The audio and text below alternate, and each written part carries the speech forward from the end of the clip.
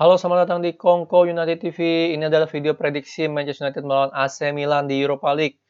Gue sih bener-bener apa ya excited lah ya. Gue senang banget bakal nonton pertandingan ini. Bukannya lebay atau apa, tapi ya gitulah. Kalian tahu.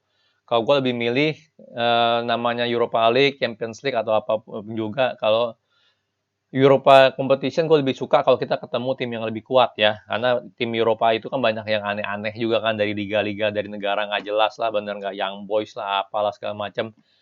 Males gitu kalau nonton kita melawan mereka gitu ya. Apalagi itu ada begadang sampai pagi nontonin ya lawan tim katro gitu yang dimana lebih jelek daripada ya mungkin lebih lebih jelek daripada championshipnya ini kali tim championshipnya Liga Inggris bener nggak? Jadi gue sih benar-benar senang banget lah kita ketemu AC Milan jujur aja. Walaupun gue masih sayangin ya kenapa kita nggak ketemu di final. Tapi anyway gue nggak bisa komplain. Ketemu AC Milan bakal seru banget ya kan, bakal bikin begadang itu worth it banget lah ya intinya ya. Um, Oke, AC Milan ya, gue jujur suka AC Milan ya, ya maksudnya gue bukan fans atau apalah, bukan penggemar atau gimana, tapi secara tim menurut gue mereka lebih komplit daripada Manchester United ya, dari segi pemain ya, dari segi semuanya itu menurut gue mereka lebih komplit dari Manchester United ya.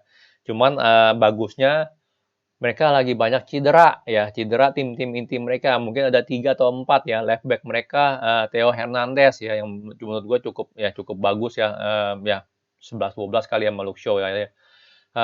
Theo Hernandez itu cedera, Ante Rebic ya itu winger mereka lah, gue lupa dia winger kiri atau kanan ya. Zlatan juga kemungkinan besar gak bakal main ya, cedera kemarin pas lawan Roma kalau siapa gitu gue lupa ya di Serie A. Terus siapa lagi? Hakan Calhanoglu, number 10 mereka juga bakal nggak main ya. Jadi banyak sekali mereka yang nggak main ya. Ada 4 bahkan 4 atau 5 pemain inti ya yang cukup bagus ya yang benar-benar apa pilar mereka itu yang nggak main ya. Jadi dari berdasarkan ini menurut gue kita bakal menang ya. Kita bakal menang ya.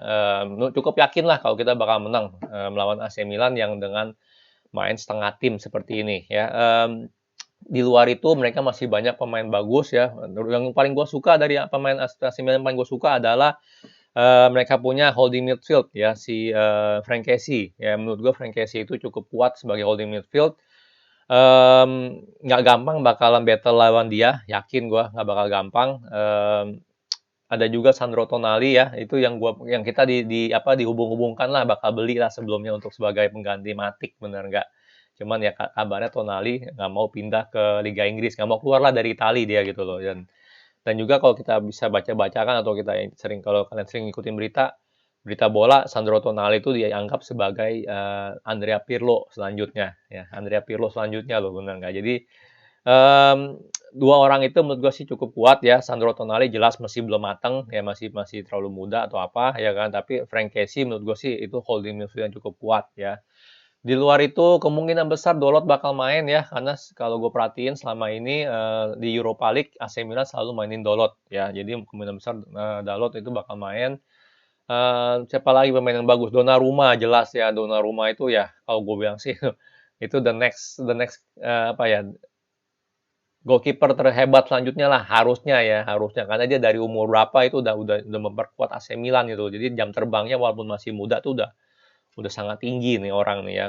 Dan ya jam terbang tinggi sangat penting banget untuk kiper biar semakin tajam, biar semakin berpengalaman, biar keputusan-keputusan yang dilakukan tuh semakin bagus. Jadi di luar dari itu kayaknya sih cuma itu doang yang lumayan bagus ya. Rafael Leo striker penggantinya menurut gue sih ya plus minus lah ya, kadang on kadang off gitu ya, nggak terlalu gimana. Eh Ya, kalau gue bilang pemain bagusnya sih kebanyakan cuma itu. Ya paling ada Tomori juga ya, yang dia lagi Fikayo Tomori ya, lagi dipinjam dari Chelsea ya. Dan ini Fikayo Tomori kelihatannya lumayan bagus mainnya di ini, di Serie A ya. Cuman ya gitulah, gue nggak yakin Tomori itu lebih bagus dari Kejair ya. Dia punya apa namanya? Dia punya center back satu lagi.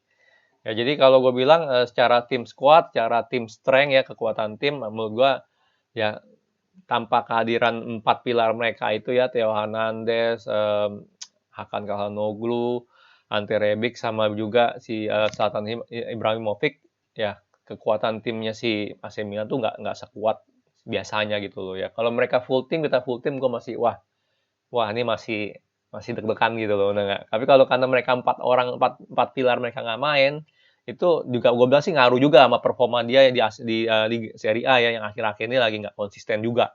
Ya itu pengaruh, karena banyak cedera, menurut gue sih itu mempengaruhi performanya mereka. Jadi ya gue bilang sih kekuatan tim kita jauh lebih bagus dari dia ya. Sekarang ini ya, karena mereka lagi banyak cedera. Jadi kalau gue bilang ini harusnya kita bisa menangin ya, bisa menangin secara gampang atau enggak. Menurut gue sih kita harusnya ya in control lah dalam di game ini ya. Jelas ya mereka punya sistem juga sama kayak kita 4-2-3-1 ya. Cuman kalau gue lihat secara ya paling holding midfield mereka yang jauh lebih bagus dari kita kualitasnya. Ya mungkin itu bisa pengaruh, mungkin enggak ya, karena holding midfield gimana pun juga di sistem 4-2-3-1 itu sangat penting ya. Karena kalau tanpa holding midfield yang bagus, sistem 4-2-3-1 nggak bakal jalan ya. Karena ya gitu, mereka kan jembatannya dari antara lini pertahanan sama lini penyerang kita ya. Makanya gue selalu bilang McTominay sama Fred itu nggak bagus sama sekali ya secara kombinasi ya. Secara pemain mereka lumayan lah, bener nggak, masing-masing. Belum belum belum world class ya, masih ya sedikit di atas rata-rata, tapi ya mereka itu kurang bagus gitu dalam mengalirkan bola antara lini pertahanan dengan lini penyerang. Itu sangat penting karena itu holding midfield itu dua itu ya jembatannya. Kalau nggak ada jembatan itu ya kita susah gitu dapat bola ya. Jadi holding midfield mereka lebih bagus, mungkin pengaruh mungkin enggak ya, tapi secara kualitas overall menurut gue sih kita jauh lebih bagus di pertandingan ini ya. Oke, kita lihat pilihan pemain ya, kita 4-2-3-1 ya. Henderson jelas main ya, gue nggak tahu kapan De Gea bisa main ya. Apakah dia udah balik atau lagi karantina, gue nggak tahu ya. Yang pasti kalau dari Spanyol setahu gue itu harus karantina 2 minggu ya kalau udah balik ke Inggris. Jadi kemungkinan besar ya Henderson bakal main terus sampai akhir bulan ini ya. Di kiri gue pilih Teles ya, Luke Shaw boleh istirahat, apalagi kemarin itu hampir cedera ya.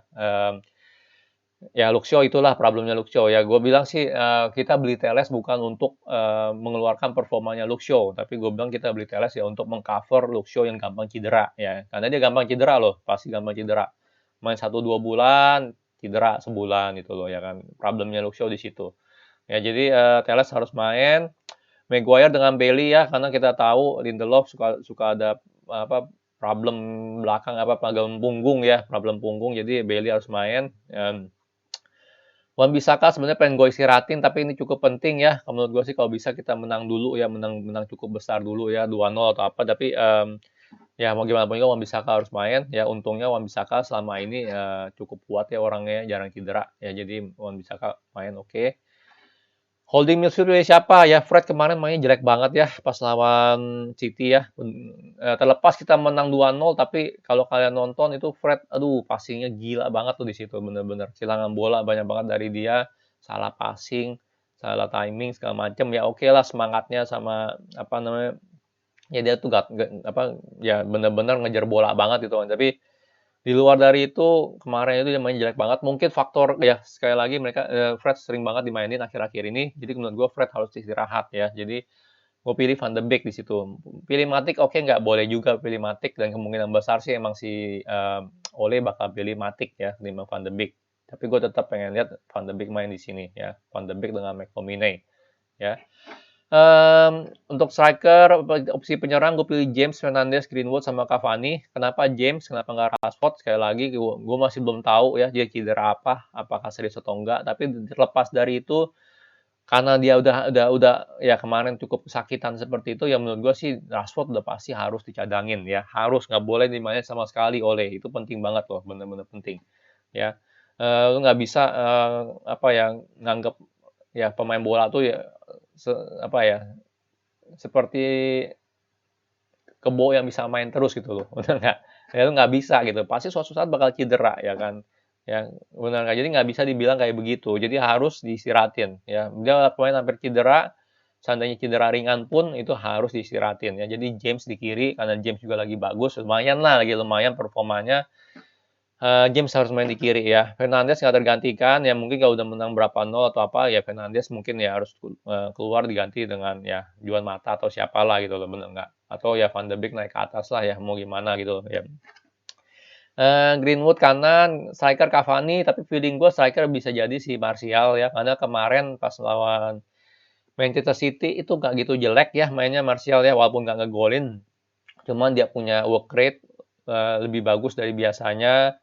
Dia punya hold up play itu lebih bagus dari biasanya dan ya pokoknya lumayan oke lah kemarin mainnya ya nggak jelek-jelek amat gitu loh. Jadi kemungkinan besar Martial main tapi gue tetap milih Cavani kalau seandainya Cavani udah nggak cedera lagi ya.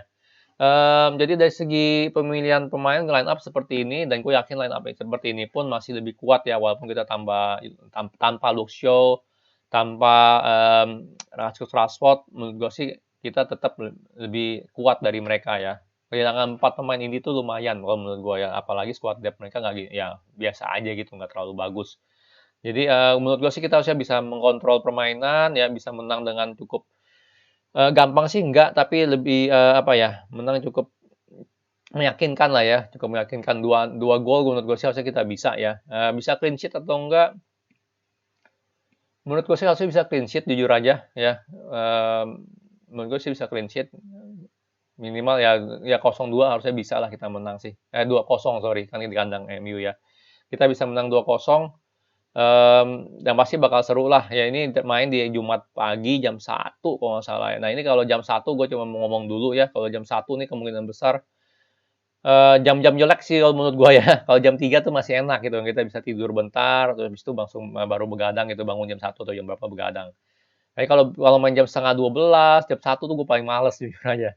Ya kan, berarti kita harus nungguin sampai jam segitu. Kita nonton, habis itu um, ya kalau jam 1 jam setengah 12 gue cuma mau ngasih tahu gue bakal bikin video dulu habis itu gue upload paginya gitu loh ya setelah gue bangun tidur ya kan gue pasti bakal langsung bikin video dulu karena gue malas banget abis nonton nggak bikin video tuh terlupa gitu loh bener nggak apa yang kejadian segala macem ya jadi itu reaksinya udah terlambat itu gue harus nonton lagi harus melihat lagi apa aja gitu jadi gue malas kalau kayak begitu jadi cuma ngasih tahu aja di awal kalau ada pertandingan jam setengah 12 jam 1 ya jam-jam di atas itu di sekitar situ gue biasanya nonton dulu bikin video bentar habis itu gue tidur ya karena gue malas nungguin uploadnya lah segala macem lah gitu jadi ya kayak gitulah ya jadi video nggak bakal langsung ada setelah pertandingan ya paginya lah kita jam 9-an kali ya mungkin baru live ya tergantung gue bangun jam berapa atau gimana oke. Sekian video dari gua ya kalau suka jangan lupa like subscribe and thank you for watching.